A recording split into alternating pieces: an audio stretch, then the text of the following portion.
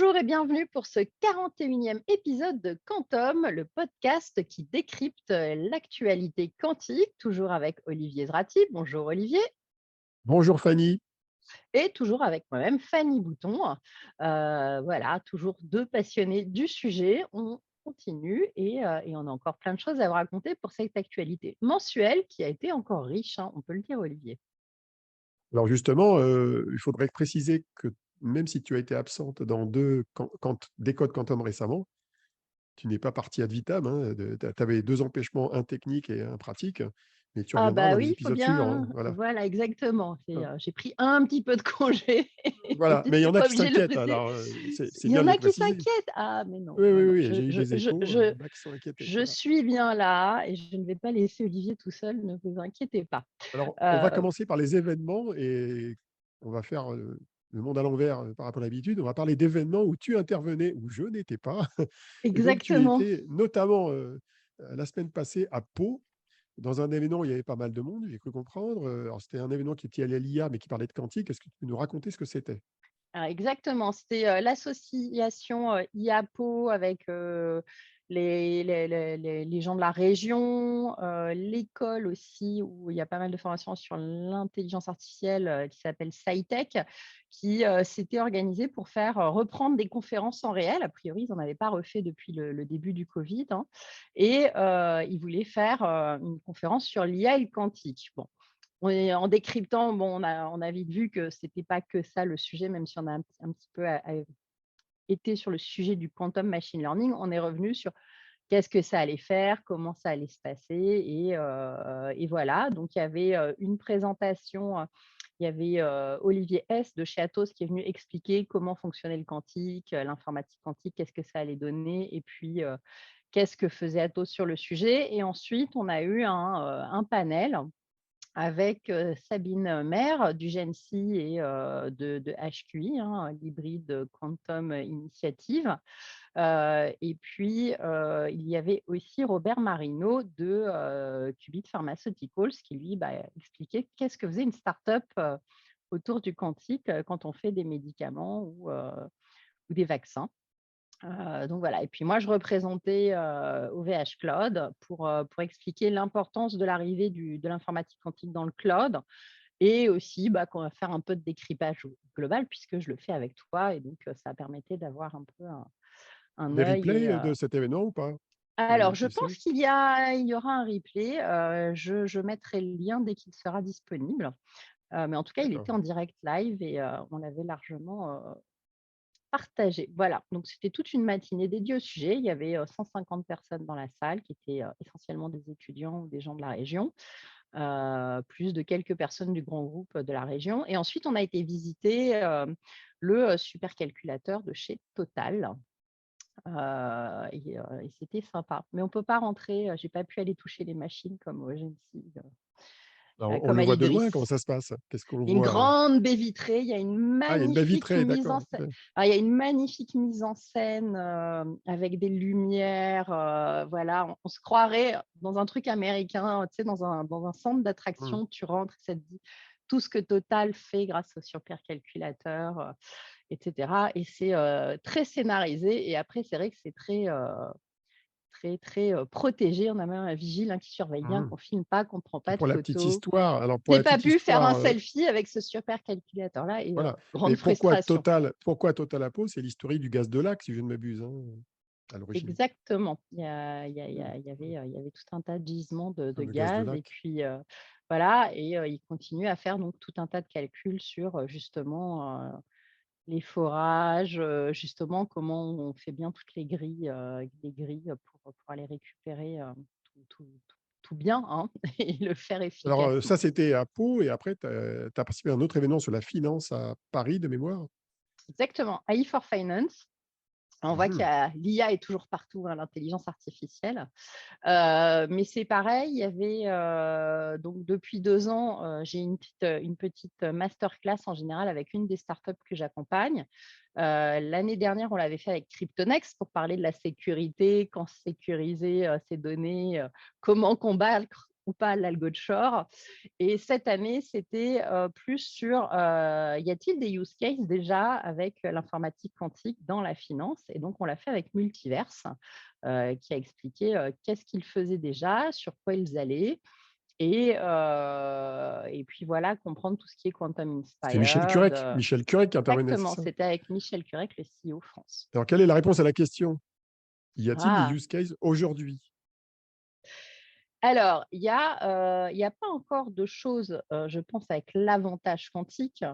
Par contre, on voit clairement qu'il y a des choses qu'on n'imaginait pas il y a 2 ans. C'est-à-dire que même avec l'informatique classique, faire du quantum inspired et refaire des calculs permet déjà d'aller vers des avantages de calcul sur tout ce qui est optimisation. Et en particulier, alors je ne suis pas une spécialiste, hein, mais tout ce qui est autour de Monte Carlo revient très, très souvent. Bien sûr, ouais. Et donc voilà, donc ça, c'est quelque chose qui apparaît clairement. Et puis après, il y a en effet, on voit que ça va toucher beaucoup de secteurs de la finance, alors plutôt, pas le B2C, hein, pas le client final, mais en tout cas les grands comptes, tout ce qui est, dans la grande finance, ouais, ça clairement, on voit qu'il y a des sujets et que c'est important d'y aller maintenant. Et en tout cas, de tester, de faire ces nouveaux algos parce que c'est des nouvelles façons de faire des maths et c'est aussi des nouvelles façons de faire après de la programmation. Donc ça, c'est se préparer maintenant à la puissance des machines de demain et à l'intermédiaire, toute la période, NISQ et hybride. Donc voilà. Et il y avait beaucoup de monde, on a fait salle pleine. On était très contents. Bien, bien. Donc voilà. Et ben écoute, on va reprendre par tes actualités à toi, non? Puisque je crois qu'on a fait le tour des miennes. Exactement, oui, oui, oui. Donc toi, tu as participé à un workshop, organisé par Keysight à Grenoble, mi-septembre, sur l'électronique de contrôle des qubits. Tu y intervenais. Est-ce que tu peux nous décrire un petit peu, ce qui se passait, ce qu'il y avait de nouveau chez Oui, Keysight? alors c'était Grenoble et Paris, hein, il y avait le 12 et le 13 septembre. Alors c'est des petits workshops, D'accord. il n'y avait pas énormément de monde, mais c'était intéressant parce que c'était un moyen de mettre ensemble des acteurs des technologies habilitantes et l'électronique de contrôle. Bon, moi d'un côté, j'ai fait un peu un panorama d'ensemble de des enjeux technologiques, à ce niveau-là, dans l'électronique de contrôle des qubits, surtout les qubits type Supra ou silicium. Et il y avait un panel, alors ce n'était pas tout à fait les mêmes intervenants entre Paris et Grenoble. Il y avait Robert Whitney, et Luc Aplana à Grenoble notamment. Et il y avait Laurent Petit à Grenoble et Jacques Martinet à Paris pour Radial, par exemple. Mmh. Et puis Keysight présentait sa solution, puisqu'ils organisaient ce workshop parce qu'ils lançaient un nouveau produit. C'était un nouveau produit qui est assez original dans le contrôle des qubits, qui, euh, qui est en fait un produit qui est un peu plus digital que les précédents pour envoyer des micro-ondes de contrôle sur des qubits, puisque en fait, il y a pas de mixage de 2 micro-ondes convertis par ce qu'on appelle un DAC, un convertisseur numérique digital. Il y a une micro-onde qui sort directement, toute bien mise en forme, et après elle est convertie en analogique. Donc ça permet d'avoir plus de souplesse et une meilleure qualité de signal sur le papier, quoi. Donc c'était assez intéressant de voir ce genre de techno sortir. Bon. Donc ça, c'était ouais, c'était ton événement en fait de septembre, hein. J'ai été plus active que toi. Oui, j'ai fait d'autres trucs, mais en intra, quoi, donc, sur lesquels on Mais par communique contre, il pas. y en a pas mal à venir et entre autres, il y a, à partir de ce week-end, un hackathon QuantX, sur la journée quantique minalogique, plus des journées de conférences, de la fédération Quantalps. Donc ça démarre, le 2 octobre et ça a duré jusqu'au 6. C'est une vraie semaine du quantique en fait organisée à Grenoble, c'est the place to be, hein. Ah, exactement, et ils ont organisé ça sur 4-5 jours. Ils ont mis bout à bout des événements qui auraient pu être disparates, et maintenant ça fait une semaine quantique. C'est pas courant, c'est pas très courant dans une ville, C'est que ce plutôt soit smart, organisé comme hein. ça. Mmh. Bah, c'est bien, oui, il y a le hackathon d'abord, où il y a 30 participants, qui est organisé par Quantix, donc l'association des polytechniciens du quantique, mais qui va au-delà des polytechniciens maintenant. La journée quantique minalogique, où j'interviens avec Maud Vinet, c'est la troisième du genre, hein, depuis 2020, où j'étais intervenu la première fois avec Alexis Aufèvre. La deuxième, j'étais tout seul en keynote. Et la troisième, donc avec Maud. Et il y a un très bon line-up de speakers, on en a déjà parlé dans l'épisode précédent. Et Ouais. puis 2 journées Quantalps, qui est donc la fédération de l'écosystème quantique de Grenoble. Et ces 2 journées vont comprendre uniquement des présentations scientifiques.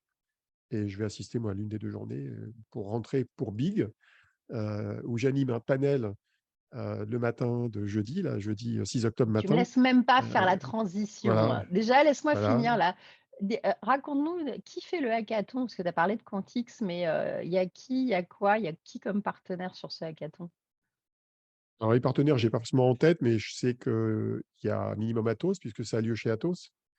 Je me demande si Thales n'est pas partenaire. En tout cas, Thales a une équipe. Et il y a 5 équipes en tout. Il doit y avoir 30 participants. Il y a un panel de discussion où j'interviens avec Maud Vinet et d'autres en fin de journée. Avant, il y a un jury dans lequel, de mémoire, il y a Tristan Meunier, entre autres, et Elvira Chichenina, donc de Quantix et de BMW. Non, il y a du monde, hein, il y a pas mal de monde, hein. D'accord. Bon, et donc oui, on revient sur Big, Mhm. puisque c'était précédent parler. Jeudi 6 octobre, tu animes aussi un panel, comme chaque année depuis 2018, sur le sujet du quantique. Donc toujours à Bercy, toujours début octobre. Sur quel sujet cette année le panel? Alors, la première année, je me rappelle, on avait fait les qubits, hein. Il y avait à l'époque Philippe Duluc, Maud Vinet, Pascal Sonnellard, 2018, hein, il y a 4 ans déjà. Ouais. Ensuite, on avait dû faire les logiciels et la cybersécurité sur 2 panels en parallèle. Il y a un an, on avait fait. Non, je me suis trompé, c'était la cybersécurité. Et oui, j'ai oublié, en fait. Ouais. Bon, c'est pas très Je me grave. trompe, Parle-nous de c'est pas celui de grave. cette année, Et qui est celui de donc cette année, sur les celui de techno cette année, habilitantes, puisque tu ne veux pas le voilà, c'est dire. sur les techno habilitantes, donc avec Silent Wave, avec Lucas Plana donc de Grenoble, WeLink avec Tom Darras, Radial, Aurea Technologies qui devait intervenir mais qui ne pourra pas, je crois, et Neil Abrou du GPI. Et donc, c'est un panel qui va être pas très éloigné du panel que j'avais animé dans l'événement France Quantum que tu avais organisé là, en juin dernier. Mmh. Donc, voilà, donc, j'espère qu'il y aura du monde. En Non, mais c'est général, il y a bien une parce que centaine c'est de pas le personnes. c'est pas le même public, donc c'est bien de Ouais. d'acculturer et justement, est-ce que tu peux juste nous redire en, allez, 1 ou 2 phrases, si tu en es capable, qu'est-ce que les techno habilitantes? Parce que tout le monde ne sait pas. Alors, on dit aussi technocapacitante, c'est un autre nom. Enabling Technologies en américain. C'est Enabling l'ensemble des technology. technologies qui, en général, sont classiques. Ce n'est pas des technologies quantiques, mais qui sont nécessaires pour faire tourner des technologies quantiques. Donc, par exemple, dans un ordinateur, ça va être la cryogénie, ça va être de l'électronique de contrôle. Dans des ordinateurs avec des photons, ça va être des lasers, des sources de photons, des capteurs, des détecteurs de photons. Ça va être des câbles, ça va être des isolants, ça va être Ah bah, en gros, c'est des... j'ai dit en 2 phrases, Olivier, donc c'est bien, Ouais, tu l'as presque voilà, bien bah, c'est fait. presque les 2 Mais phrases. en Oui, tout oui, cas, voilà. voilà, c'est tous les composants qui sont pas forcément quantiques, mais qui sont vitaux à pour la création d'un ordinateur quantique.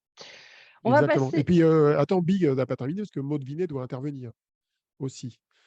Donc, Il on paraît, verra. hein, Ouais. on Alors, il verra. A paraît, on priori, va voir. elle y sera à 9 heures. Moi, j'ai juste l'info qu'elle y sera le matin, Ouais. mais je n'en sais pas plus. Hmm. Donc ce sera la surprise. Alors, on va passer au chapitre sciences. Les équipes de Grenoble, au CEA-Liti, CEA-IRIG et CNRS améliorent la qualité des qubits de spin dans le silicium avec des spins de trous. C'est quoi après les qubits de chat? Les spins de trous, c'est un truc qui tourne autour d'un trou? Ouais, c'est assez rigolo parce qu'en fait, en général, quand on parle de qubit de spin, c'est un électron. Donc, c'est un électron qui est piégé dans un puits de potentiel, dans un conducteur, et on arrive avec des ondes électromagnétiques, en gros, à contrôler le spin, qui est l'orientation, on va dire, plus ou moins. Mais ce n'est pas une orientation magnétique, c'est une orientation. On ne sait pas trop expliquer ce que c'est d'ailleurs physiquement. Mmh. On contrôle souvent avec des ondes électromagnétiques. Eh bien, ce qu'on appelle un spin de trou, c'est un endroit, toujours pareil dans un conducteur, mais là où il manque un électron. Donc, c'est comme si on avait une espèce d'électron virtuel absent, et ce trou, en fait, on peut en contrôler le spin. En fait, on contrôle ce qu'il y a autour en pratique. Et donc, bah, c'est l'équipe autour notamment de Silvano De Franceschi là, de l'IRIG Mmh. qui fait ses travaux sur des spins de trous. Alors, en fait, quand on regarde ce qui se passe à Grenoble sur les qubits de spin, il y a plusieurs technologies qui sont étudiées en parallèle. Il y a les qubits de spin classique, donc c'est en général un double quantum dot dans lequel il y a un électron qui est piégé. Il y a cette technologie alternative qui est testée avec des qubits de trous, des spins de trous. Et par ailleurs, notamment avec Tristan Meunier au CNRS, ils étudient plutôt pour la modélisation de qubits et de phénomènes physiques, les qubits en arséniure de gallium, en ASGA comme on dit, ou GAAS en américain. Et ça ne veut pas dire que ce sera des qubits en production. C'est une technique qui est utilisée depuis une vingtaine d'années pour faire des expériences. Mais en gros, c'est assez intéressant par rapport à d'autres types de qubits comme les Supra, c'est que pour mettre au point des qubits de spin, on est obligé de tester plusieurs technos en parallèle, quitte peut-être après à les combiner ou disons, apprendre des choses sur les matériaux au fur et à mesure, quoi. Voilà. OK. Eh ben, on va passer à la bataille, non pas Star Wars, mais à la bataille des benchmarks sur l'avantage quantique. Un papier explique pouvoir obtenir un avantage quantique exponentiel sur du NISQ avec un algorithme d'analyse topologique de données spécifiques. Rien que ça. Alors, est-ce que le NISQ, Olivier, permet d'obtenir un avantage quantique? Si tu Alors peux c'est nous redire en une phrase ouais, le ouais. NISQ, qu'est-ce que Alors c'est? NIC, ça veut dire Noisy Intermediate Scale Computing, c'est les ordinateurs quantiques, on va dire d'aujourd'hui, qui ont quelques dizaines à centaines de qubits, qui sont bruités, donc ils ne sont pas corrigés, c'est des qubits physiques, il n'y a pas de qubits logiques avec très peu d'erreurs. Et Mmh. la grande question à 100 balles de toute l'industrie, c'est de savoir est-ce qu'on va pouvoir tirer parti de ces qubits bruités avant d'avoir des ordinateurs scalable avec de la correction d'erreurs, avec des qubits logiques. Et donc, la réponse est encore un peu floue, parce qu'effectivement, on voit apparaître de ci, de là des algorithmes intéressants qui pourraient fonctionner sur ce genre de machine, mais on n'a pas encore une certitude qu'on aura vraiment un avantage quantique à grande échelle. D'ailleurs, à la limite, j'aurais tendance à dire qu'on a plutôt un avantage quantique sur D-Wave et les quantum annealers que sur du NISQ gate-based en tout cas. Et peut-être même avec Mais les simulateurs quantiques type c'est le début. Pascal. Mais c'est ce qu'on Ouais, disait tout à l'heure sur la finance, c'est le c'est qu'on début. commence quand même à voir C'est des le début, choses. c'est le début. Comme on fait des Ça maths bouge. différemment, ça bouge, Ça ouais. bouge. Alors, ça a fait beaucoup parler dans le milieu je dirais de l'information quantique. L'acronyme, c'est TDA, donc c'est Topological Data Analysis, un truc comme ça. Bon, c'est une analyse en gros de données complexes, on va faire simple, hein. Et il y a un algorithme il y a une famille d'algorithmes qui existe dans ce domaine-là et qui est adapté au NISQ. Et donc, il y a eu plusieurs papiers qui ont été publiés récemment. Alors, il y en a Mmh. un qui est assez intriguant parce que le papier, le titre, c'est Exponential Advantage on Noisy Quantum Computers. Alors, tu vois ça, tu dis waouh, quoi. Et donc, Ouais. le papier, il dit qu'il y aurait un avantage quantique sur des ordinateurs NISQ pour résoudre ce type de problème, qui est un problème très spécifique. Alors, en fait, quand on lit le papier, juste avant la conclusion, à la page 20, je ne sais pas combien, 20 vers la fin, il y a un truc qui dit que oui, en fait, ce serait possible d'obtenir un avantage quantique, mais avec 96 qubits physiques, qui aurait une fidélité de 99,99% pour les portes à 2 qubits. Alors, Ouais, on n'y est vous pas avez encore extrapolé. donc. On n'y est pas encore. Bah, on n'y est pas encore parce qu'aujourd'hui, cette fidélité, on peut l'obtenir vaguement sur des Avec ordinateurs 12. quantiques à base d'ions piégés. Ouais. Voilà, oui, avec 12 qubits chez Continuum.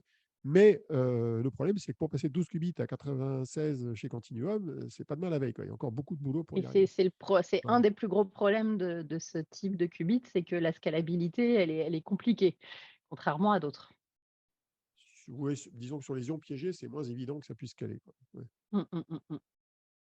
Bon, Ils sont très bons aujourd'hui, mais ils n'ont pas forcément le même potentiel de scalabilité que d'autres technos, qui sont moins bonnes. ben, C'est ça on qui est voit que ça rigolo, ça. scale en tout cas moins vite et qu'il y a moins d'avancées de ce côté-là sur cette techno-là que sur d'autres types de qubits Mmh. en tout cas. Ouais, ouais, parce que ça Bon, patine un c'est peu. pas mais ouais, ouais, mais c'est pas Ça patine un peu inintéressant en autour tout de cas. 20-30 qubits, quoi. Voilà. Ouais. Ouais, OK.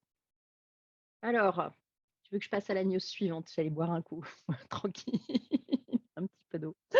Une équipe du LKB a créé un cluster state de 21 photons grâce à du multiplexage temporel et en fréquence, cela étend le champ du possible dans le calcul à base de photons. Là aussi, plein de gens qu'on connaît bien. Tu nous décris un petit peu, hein? Bah, en fait, c'est bien un souci important. Si on veut faire du calcul avec des photons, il faut être capable de créer des sources de photons qui génèrent en fait des paquets de photons qui sont intriqués entre eux. Et alors, il y a plein de manières de le faire. Et il y a plein de types de photons qu'on peut intriquer entre eux. Alors, le truc tout bête, c'est on a des photons intriqués, ils sont tous pareils. Bon, ok, c'est un petit peu ce que pourraient faire, par exemple, les sources de Candela. Mais il y Mmh. a d'autres méthodes qui consistent à les intriquer, mais sur des propriétés différentes. Donc, par exemple, sur des fréquences différentes, sur même du multiplexage temporel. Ils sont décalés dans le temps et après, on les réaligne. Il peut y en avoir en phase. Enfin, il y a tout un tas de méthodes pour intriquer des photons. Et il y a plein de labos qui travaillent en parallèle. Et là, bon, c'est un papier qui est relativement récent, publié sur Archive, avec un certain nombre de gens qu'on connaît, comme Valentina Parighi et Nicolas Treps, qu'on a reçus Mmh. dans Décode Quantum, avec Tifaïn Kouadou, qui est probablement une thésarde de leur équipe, qui a publié ce papier. Alors, le texte est Spectrally Shaped and Pulse by Pulse Multiplex Multimode Squeezed State of Light. Voilà, bon, je vous invite à le lire pour comprendre ce qu'il y a derrière. Mais il y a plein d'équipes françaises qui travaillent là-dessus, et pas que, hein. Le record, un des records de photons intriqués, c'est des Allemands du NPI, du Max Planck Institute, qui ont atteint, sur des photons ayant les mêmes propriétés, 14 photons intriqués. Donc c'est intéressant. OK. Alors, un autre papier décrit une approche d'optimisation des ressources d'un ordinateur quantique avec l'exemple des qubits supraconducteurs. Il s'intègre dans le cadre de la Quantum Energy Initiative lancée en août 2022, alors par une certaine Alexia Ofev, un Robert Whitney et un certain Olivier Ezrati. Je ne vois pas Oui, oui, c'est qui le sont ces même, c'est personnes, le même. qui vise à créer une approche systémique mondiale associant chercheurs et entreprises pour s'assurer de la sobriété énergétique des technologies quantiques. Tu nous en dis un peu plus aussi? Bon, on a déjà parlé dans l'épisode précédent, mais là, ça y est, on est lancé. On a lancé un site Voilà. web fin août. On a recueilli des pétitions. Mhm, On en est presque à 200 là. Alors, c'est pas une pétition au sens classique du terme, c'est un manifesto pour soutenir la démarche scientifique et pour après viser à obtenir des financements de projets collaboratifs, notamment à l'échelle européenne, autour de mhm, ça. Et le papier, donc Optimizing Resource Efficiencies for Scalable Full Stack Quantum Computers, dont l'auteur principal est Marco Felus Asiani, et donc avec une équipe qui contient aussi Yvain Tonard du LIST au CEA, Robert Whitney et Alexia Ofev, eh bien, et auquel j'ai contribué en fait pas mal, parce que ça fait au moins 2 ans qu'ils sont dessus. C'est un papier très intéressant qui, en fait, met en musique une méthode qui a été créée par ces gens-là, qui s'appelle MNR. Donc, ça veut dire Metric Noise Resource. C'est en gros une méthodologie qui permet de comprendre la relation systémique qui existe entre les métriques qu'on veut obtenir pour réaliser un algorithme, par exemple le taux d'erreur qu'on veut obtenir, le bruit naturel qu'il y a dans les qubits et qu'il faut qu'on contrôle, et les ressources qui permettent de contrôler le bruit. Et donc, c'est une méthodologie qui est assez carrée, qui permet de se dire, voilà comment on va gérer les interdépendances entre ces différents critères. Et ils l'ont mis en musique dans le cas des qubits supraconducteurs. Et dans la lignette que Alexia avait présentée lors de France Quantum en juin dernier, ils ont abouti à un certain nombre de conclusions très intéressantes, qui sont de dire que dans certaines conditions, assez stretch, je dirais, en termes de fidélité de qubits, en termes de coût énergétique de l'électronique du contrôle et en termes de puissance de cryogénie, on peut obtenir un véritable avantage énergétique avec un ordinateur quantique par rapport à des machines classiques. Par contre, si on ne fait pas de progrès dans ces domaines-là et si les gens ne travaillent pas bien ensemble, c'est le contraire. C'est la cata, je dirais, entre nous. Donc, en fait, c'est un papier qui permet de positionner le problème, qui montre bien qu'il faut avoir une approche systémique autour de la question énergétique pour faire en sorte que l'ordinateur quantique soit à la fois vertueux d'un côté et apporte un mhm. bénéfice sous la dimension de la consommation d'énergie aussi d'un autre côté. OK. Voilà. Et donc, on retrouve cette initiative, sur quantum-initiative.org. On vous mettra le lien, dans les commentaires en dessous, la vidéo ou le podcast et puis, voilà, si vous souhaitez signer la pétition, le manifesto et tout, vous pouvez aller directement sur le site. Les gens qui ont signé la pétition, ils viennent d'où et c'est quoi les prochaines étapes? Alors, on a 32 pays représentés, c'est quand même pas mal, hein. Pas mal. C'est vraiment un réseau international. On a 2 tiers d'étrangers, on a beaucoup de Français, donc à la limite, pas obligé d'avoir plus de Français maintenant, on a assez. Il faut vraiment avoir des étrangers, des Européens notamment. On a beaucoup de Suédois, beaucoup d'Espagnols, des Italiens. On n'a pas encore assez d'Allemands, je trouve. Mais en gros, on a une bonne représentation mondiale, des Anglais, des Américains, des Asiatiques, des Japonais même. Ça va très très loin. Et ça montre bien que le sujet est mondial, quoi. C'est pas un sujet français, c'est un sujet qui concerne tous les chercheurs. Et donc, la prochaine étape, c'est d'ouvrir le site, de partager plus d'informations pour créer une communauté autour de ça. On a comme plan d'organiser une conférence sur le sujet, peut-être à Singapour l'année prochaine, peut-être un workshop aussi à Las Vegas, mais pas au CES. Ce serait au mois de mars, potentiellement, hein, au mois de mars, lors de l'APS Meeting, qui est un grand meeting de physiciens qui tourne de ville en ville aux États-Unis et qui est à Las Vegas en mars prochain. Donc, on a plein d'idées là-dessus. et probablement de soumettre des propositions de projets et nationaux et européens pour faire avancer cette question. D'ailleurs, par exemple, il y a des équipes d'Engie Diamanti à Paris, au Lipsis, qui travaillent déjà sur la question, mais vue de l'angle des télécoms. Ouais. Parce que la consommation énergétique se pose aussi pour les télécoms. Si par exemple, on met de la cryptographie quantique et des télécommunications quantiques en production à grande échelle chez les opérateurs, il faut aussi se poser la question de l'empreinte énergétique de ces nouvelles technologies. Tout à fait. Alors, on va passer à l'actualité des startups.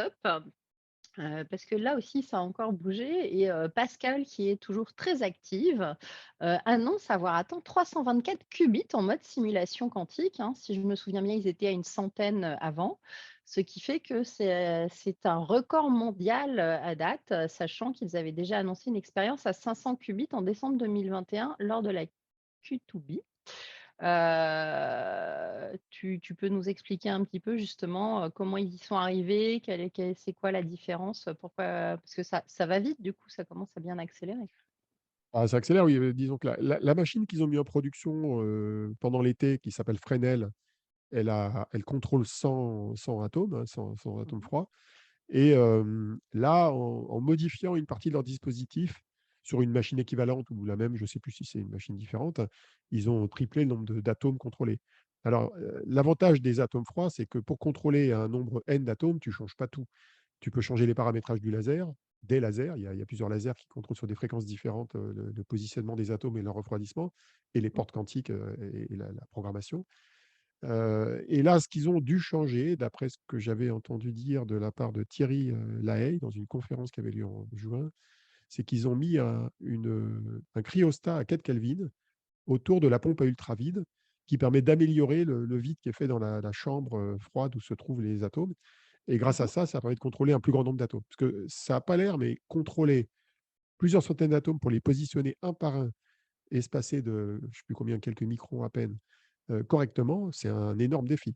Juste avec des lasers et avec Mmh. des SLM, hein, qui sont des espèces de cristaux liquides qui contrôlent la phase des rayons laser qui vont positionner un peu comme c'est comme un équivalent d'un hologramme qui va positionner à un endroit précis les différents atomes. Alors, ils avaient déjà annoncé une expérience de labo à 500 qubits en décembre dernier, mais je pense que c'est pas la même chose. Là, à l'époque, c'était une expérience de labo Ouais. sans programmation, et là, ils ont montré une expérience à 324 qubits avec un papier qui décrit comment on peut préparer les états de ces atomes pour les programmer, en gros, pour résoudre un problème de simulation quantique. D'ailleurs, j'ai découvert un truc intéressant via French Web, qui a une série sur les CTO. Ils viennent d'interviewer Claire Lehenaf, qui travaille Oui. chez Pascal et qui gère leurs opérations dans le cloud. Donc, ça doit t'intéresser, ça. Je ne sais pas si tu la connais, mais Non, pas encore c'est rencontré, intéressant. mais C'est leur intéressant. équipe s'étoffe en effet. J'ai rencontré d'autres Ouais, personnes ouais. chez eux Ah, ils qui recrutent viennent beaucoup, ils d'arriver. recrutent beaucoup. Ouais, ouais. Alors, on va passer à IQM, les Finlandais, si je ne me trompe, qui s'associent à QFox pour développer une interface optique de connexion entre ordinateurs quantiques. QFox, c'est des Hollandais, si je ne m'abuse, Oui, oui, tout à aussi, fait. financés Tout à par fait. Cantonation. Ouais, ouais, exactement. Donc, c'est une start-up dont on entend parler depuis un peu moins d'un an. Bon, alors sur le principe, c'est bien vu pour IQM de commencer à s'intéresser aux questions d'interco, comme on dit dans le jargon maintenant, interconnect, c'est-à-dire comment on va relier des QPU, des Quantum Processing Unit, entre eux, pour créer des architectures plus scalable. Bon, alors ceci étant, QFox, qui est en fait une start-up qui utilise des travaux de recherche de Simon Grobacher de TU Delft, bah, c'est encore du TRL très bas, hein. C'est-à-dire que c'est encore un truc qui va demander beaucoup d'efforts pour en faire vraiment des produits commercialisables et vraiment, je dirais, opérationnels. Moi, je suis très curieux de savoir comment ça va se passer quand on va relier plusieurs paires de qubits entre eux, dans deux processeurs quantiques. Parce qu'il faut savoir que pour créer une interco correcte entre deux ordinateurs quantiques, ce n'est pas juste des qubits qu'on relie entre eux en fait, avec un fil, hein. C'est des Mm. qubits qu'on relie entre eux par une source d'intrication. Et cette source d'intrication, elle passe par des photons, mais elle passe aussi par la conversion des photons en un état quantique qui est vu ou contrôlable par le qubit. Et donc, en l'occurrence, chez IQM, c'est une boucle supraconductrice. Donc, il faut convertir l'hamiltonien, en gros, enfin, c'est-à-dire l'état quantique de la boucle en quelque chose qui est transformable en un photon. et plutôt un photon dans le domaine du visible ou de l'infrarouge. Donc c'est un sacré défi technique. Et il faut le faire sur plusieurs photons, ça. Enfin, plusieurs photons et plusieurs paires de qubits. Donc il y a du boulot. Bon, en tout cas, c'est bien. Ça bouge, ça il y a des associations, ça continue à avancer. Alors, on continue avec HeroQ, la start-up américaine qui crée des puces à l'hélium. Eux, ils ont levé, alors c'est pas beaucoup pour des Américains, 7,25 millions de dollars. C'est une C'est petite un levée, ça. peu, ouais, ouais, c'est les petits kékés là, parce que c'est une boîte qui existe depuis 7 ans, je crois, qui est un peu stealth, quoi.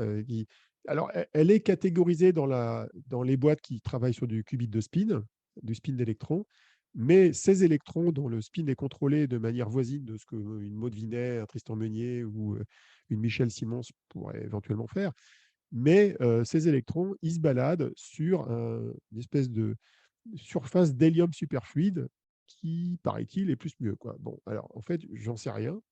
Il y a très peu de littérature sur le sujet. J'ai beaucoup de mal à savoir en quoi ça génère des meilleurs qubits et en quoi c'est scalable. On demande à voir. Et alors c'est vrai que quand tu lèves 7 millions après 7 années d'existence, j'aurais tendance à dire que c'est une bonne nouvelle et une mauvaise nouvelle. C'est une bonne nouvelle parce qu'ils lèvent de l'argent, très bien. Mais enfin, au bout de 7 ans, c'est pas énorme, quoi. Donc ça veut dire qu'ils ont réussi à convaincre quelques VC que leur technologie Oui, de la viabilité, avait ouais. du potentiel, quoi, avait du Après, ils potentiel. avaient tel ouais.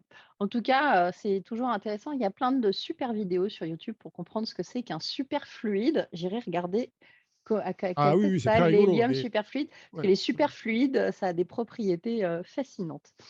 Rien exactement. que rien que Bon, pour ça ça. sous-entend néanmoins qu'il faut que ce soit froid déjà, hein. C'est parce que l'hélium superfluide, c'est en dessous de 1 Kelvin, je crois, entre 1 et 1,2 Kelvin. Donc, c'est des températures froides, quoi, bon, classiques. Un truc qui devrait être Et gelé, qui voilà, est quoi. liquide, c'est quand même chouette. Moi, j'aime Eh bien. oui, eh oui. Ouais. Ça défie mes connaissances. On va passer à l'écosystème on va reprendre le fameux sujet de la bataille de la hype quantique dans les médias avec une bardée d'articles qui sont sortis pour, le contre. Alors, Olivier, hype ou pas hype? Toi-même, tu as fait un papier hein, Ah oui, au sur le début de l'année. sujet. Alors, Est-ce que bah, ça c'est trop continue. hype? Est-ce que ça l'est pas assez? Est-ce qu'il faut aller vers le quantique ou pas? La Alors, ce qui est grande très marrant, c'est bataille est que c'est déclarée. un débat, c'est devenu un débat intéressant. Mmh. Et il y a 2 types de protagonistes dans le débat. Premier type de protagoniste, ça va être des acteurs de l'écosystème. Alors, il y en a eu un, par exemple, James Clark, qui est le patron du quantique chez Intel, qui a publié un papier qui s'appelle Disentangling the Facts from the Hype of Quantum Computing. Donc, alors, la position d'Intel est la suivante, c'est qu'Intel n'a pas grand-chose à se mettre sous la dent, en tout cas à montrer aux utilisateurs, contrairement à IBM, par exemple. Et donc, Intel valorise une approche long terme. Donc, ils ont tendance à dire, ceux qui promettent la Lune tout de suite maintenant, bah, ils exagèrent. Et nous, on est une approche long terme. Et voilà, nous, on est gentils. On ne raconte pas de salade parce qu'on est dans le long terme. Même topo avec Simon Benjamin, qui est l'un des cofondateurs de Quantum Motion, qui est en Angleterre, et qui, lui, alors, s'est farci une réponse cinglante à un article d'un autre chercheur de je ne sais plus quelle université, je ne sais plus si c'était Oxford ou Cambridge en Angleterre, d'un certain Nikita Gourianov, qui Mmh. était, lui, exagéré dans les critiques. Qui disait qu'en gros, les physiciens font ça pour de l'argent, c'est qu'une histoire d'argent, et c'était vraiment très en creux, comme on dit dans le langage journalistique. Et il y a un autre article de The Next Week qui disait Oxford scientist says greedy physicists have overhyped quantum computing. Alors, c'est pas entièrement faux. Certains physiciens peuvent être amenés à exagérer les promesses du calcul quantique, mais ce n'est pas forcément que les physiciens, hein. J'aurais tendance à dire c'est les analystes, c'est les consultants, c'est les C'est les constructeurs, start-upers. On voit bien que les pour lever start-upers des eux-mêmes. fonds à un moment et de toute façon avancer, il y a souvent, une exagération des choses pour faire avancer le truc parce que quand on est trop réaliste, si tu vends pas du rêve, hein, tu vends pas. Ah, c'est le problème. Dès lors que tu privatises la recherche via des startups ou des grosses entreprises, bah, mécaniquement, tu es obligé de lever de l'argent, mécaniquement, tu es obligé de faire rêver, mécaniquement, tu en rajoutes un peu. Quand je vois les business plans qui ont été faits par Rigetti, par D-Wave et par IonQ lorsqu'ils ont fait leur SPAC, leur fameuse introduction en bourse via Ouais. des fonds intermédiaires, ils en ont rajouté un petit peu, quoi. C'est clair, c'est clair. Mais les physiciens eux-mêmes, je veux dire, qui sont dans des labos, en moyenne, sont quand même plus raisonnables. En moyenne. Bon, en tout cas, à suivre, mais ça fait quand même des sacrées avancées et on le rappelle, ce n'est pas parce qu'une percée technologique n'aboutit pas, qu'elle ne va pas donner des résultats dans d'autres domaines. Hein, on le rappelle, dans l'aérospatiale, même si on a finalement été que sur la Lune et qu'on recommence à peine, on a quand même maintenant des super matelas Bultex, des Nike avec des bulles d'air, du micro-ondes, des couvertures de survie. Il y a quand même beaucoup de choses qui finissent par aboutir dans le grand public. C'est là où on est bon, c'est toujours se resservir de l'argent qu'on a dépensé. On va terminer avec une actualité, non pas des moindres, hein, c'est, l'actualité même du mois, la sortie du bouquin qui est passé à 1 128 pages. Il n'y en a pas une que tu aurais écrite de plus entre-temps. J'ai Il failli, est mais j'ai mis des pages blanches exprès pour tenir compte du fait que ça va grandir par des mises à jour discrètes. quoi? Il y a des pages, fantômes dans cette édition, non. À la Donc fin, bah, comme dans un sérieusement, bouquin, il y a des pages blanches à la fin. Understanding Quantum Technology 2022 est enfin sorti le 29 septembre, comme il l'avait promis avant la fin du mois. C'est un livre record, hein. Il est toujours en anglais, fini la version française, à mon grand désarroi. Mais Il y mais a pas bon, mal ça de gens qui disent: «Alors, est-ce qu'il y aurait une version française?» Et là, j'ai du mal à répondre parce que, bon, déjà, tu as eu c'est du mal à le gratuit, quoi, mais traduire en anglais, mais maintenant qu'il est tout en anglais, tu non, mais tu tu j'ai voilà. eu du mal à traduire en anglais il y a 1 an et demi. Les logiciels de traduction que j'ai testés, il faut repasser derrière et c'est un travail de Ah bah dingue. non, oui, J'ai mis 2 mois, c'est donc même en passant par la traduction automatique, j'ai mis 2 mois à finaliser le boulot l'année dernière. Donc, ouais. c'est pas C'était possible c'était en appuyant c'était sur un c'était bouton de le dans faire en 2 langues, quoi. C'était un sacré boulot déjà de le passer en anglais et au moins c'est, la langue qui permet de parler au plus de monde et je crois que nos scientifiques, ça leur pose pas de problème. Mais alors qui c'est qui va lire tout ça? Parce que bon, c'est 7 mois de boulot à temps partiel, bien rempli. J'ai, 910 figures commentées, 4 000 références bibliographiques. Donc ça veut dire que derrière, si vous avez à peu près 20 ans de lecture à faire, vous pouvez y aller. Heu Il y a un gag là-dessus, il y a des gens qui disent: «J'ai pas terminé celui d'avant». et ben non, parce que ça se lit par Heu, morceaux. bah, ça se lit par morceaux, tu le lis en fonction de ce que tu veux rechercher. Par exemple, il y a 73 pages sur les télécoms quantiques. Voilà. Moi, Bon, je vais enfin voilà, démarrer celui sur la QRNG. Tu vois? voilà, bah, QRNG, il doit y avoir 7 à 10 pages maximum, mais c'est Et un j'ai un sujet que tu vas sujet creuser pour là-dessus, bah, le voilà, tu je as vais un sujet, creuser. voilà. Et tu le c'est le Chinese menu, tu vas regarder ce qui t'intéresse en fonction du besoin. Ceci étant, c'est vrai que sur 1000 pages, quand tu prends chacun des gros sujets, par exemple, les technologies habilitantes, il y a 125 pages, les technologies de qubits, il doit y avoir 250 pages. C'est quoi un qubit? Comment ça marche? Comment ça se programme? Il y a une centaine de pages, voilà. C'est quoi les chapitres qui sont apparus qu'il n'y avait pas dans la précédente version ou qui sont le Alors il y a plus étoffés, qui ont ouais. changé? Bah, il y a 2 choses. Il y a des chapitres qui se sont étoffés, genre les qubits, par exemple, les types de qubits, ça j'ai dû rajouter 30 de contenu parce que j'ai restructuré la matière, j'ai rajouté l'histoire des qubits, par type de qubit. J'ai même fait un énorme schéma, unique au monde, sur la généalogie des qubits superconducteurs pour dire qui a créé quoi, quand, et j'aimerais bien le faire pour les autres, mais je ne l'ai pas encore fait. Alors bon, par contre, ce qui est complètement nouveau, il y a un chapitre sur la matière quantique qui est un petit Ouais. peu hors des clous de ce qu'on évoque habituellement dans les technologies quantiques. Donc, ça parle de la matière quantique, la matière topologique, des batteries quantiques. C'est un sujet un peu nouveau. Il y a aussi une partie nouvelle sur la fabrication des semi-conducteurs qui servent au calcul quantique. Donc, je décris dans le menu comment on fabrique un qubit supraconducteur, par exemple, comment on fabrique les quantum dots de Pascal-Sonélard et de Candela au C2N, comment on fabrique les qubits silicium, même si c'est moins détaillé que les qubits supra. C'est pas trop top Ça, c'est secret tout ça là? Tu donnes pas de la ah matière, bah, non, parce que bon, d'abord, je me suis documenté avec des sources ouvertes et en général, toutes les sources que je diffuse sont ouvertes, mais il y a quand même quelques personnes, bien informées qui m'ont relu, le texte pour m'aiguiller, disons, voilà. Mais Bon.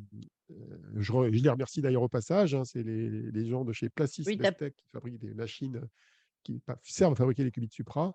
Il y a aussi Antoine Gras qui travaille chez Alice Bob qui m'a aidé aussi sur la partie Supra, puisque Alice Bob, c'est du Supra dans le principe. Donc, voilà. J'ai aussi amélioré pas mal de choses dans les capteurs quantiques dont on ne parle pas assez. J'ai mmh. enfin compris comment fonctionnaient les microgravimètres à interféromètres à atomes froids de, de chez Mucans. J'ai passé du temps avec Bruno Desruelles là-dessus. J'ai amélioré aussi la segmentation des capteurs parce qu'en fait, j'ai trouvé de la littérature là-dessus qui permet de décrire vraiment la segmentation et aussi ce qu'on appelle les figures de mérite. Mmh. Ça, c'est un travail qui n'est pas évident Mais quand tu parles de plein de sujets dans le quantique, la question qu'il faut toujours se poser, et elle n'est pas forcément facile à traiter, c'est quelles sont les figures de mérite de la technologie dont tu parles. Ça veut dire les paramètres de qualité, quantitatif et qualitatif, et surtout quantitatif. Donc, par exemple, quand tu parles de capteurs quantiques, il faut être capable de dire, oui, mais alors quelle est la précision qu'on obtient avec ces petites bêtes par rapport à la précision des capteurs non quantiques? Mmh. Bah, j'ai essayé d'obtenir l'info sur les principaux capteurs que j'évoque, quoi. J'ai aussi amélioré un truc qui m'a toujours fait marrer, c'est décoder le fonctionnement du monde de la recherche et des publications scientifiques. Mmh. Comment un article est soumis, comment il est validé, qui sont les relecteurs, qui sont les auteurs, pourquoi parfois il y a beaucoup d'auteurs. J'ai même trouvé un record avec 573 auteurs d'un papier chinois. C'est Non, mais énormément de ça, c'est la tickets, quoi. force chinoise. Non, mais c'est un Ils ont papier de besoin d'être beaucoup pour 573. écrire un papier. Mais c'est un papier avec 500, plus de 500 auteurs, c'est 8 pages, donc ça fait pas beaucoup de mots par personne, hein. Donc, bah, ils ont mis toutes. Mais Google, ici, il y a 80 en moyenne, hein, les papiers, hein, donc chez Google AI. Donc, il y a des datas Ouais, ça, complètement à jour aussi sur l'entrepreneuriat. Je mets ouais. à jour tous les charts que pas mal de gens réutilisent sur les levées de fonds. D'ailleurs, il y a une bonne nouvelle, Oui. c'est que l'année dernière, les startups européennes levaient que 5% des montants mondiaux dans le domaine du quantique. Mmh. Et en un an, Ouais, c'est et passé à 10%. C'est c'est pas une mal. bonne Bon, nouvelle. c'est pas les 70 des Américains, mais c'est un Non, petit mais à progrès, quoi. l'échelle de l'Europe, c'est toujours sympa de le voir.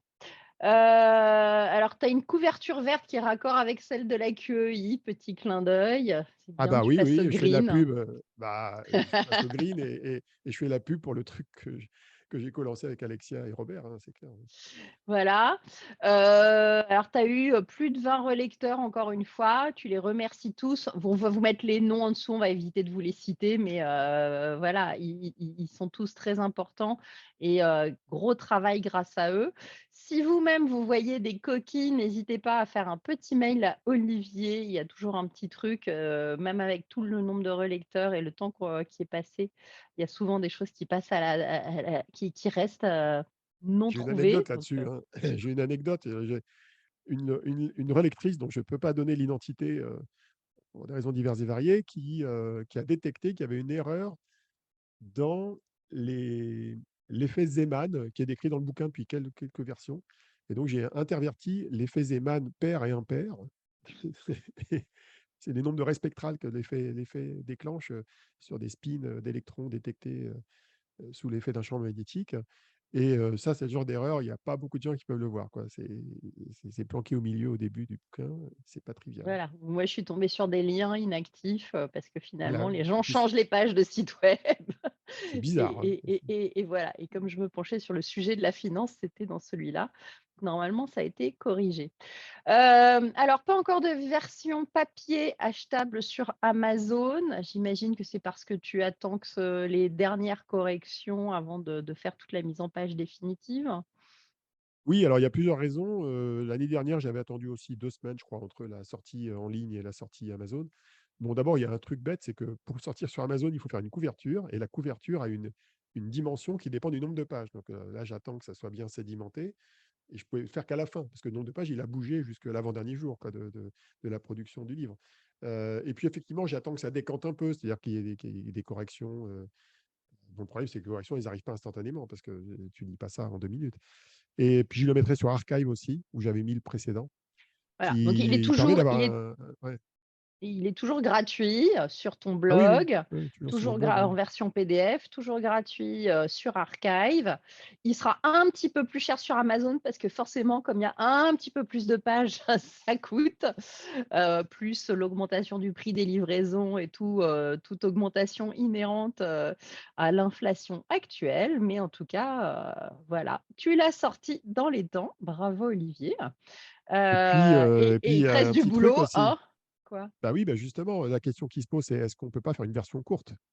Ah oui, c'est vrai, tu es capable de nous faire un truc, en moins de 50 pages? Bah, je l'ai fait, je vais le publier. J'ai réussi à faire une version en 24 pages.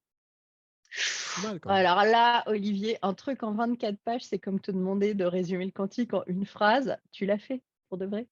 Ah oui, en fait, j'avais déjà fait dans le bouquin. Dans le bouquin, il y a ce qu'on appelle des key takeaways, c'est-à-dire le résumé de chaque partie. Donc, qu'est-ce que j'ai fait? J'ai pris le résumé de toutes les parties, je l'ai mis dans un seul document, j'ai mis une image au milieu et ça fait 24 pages.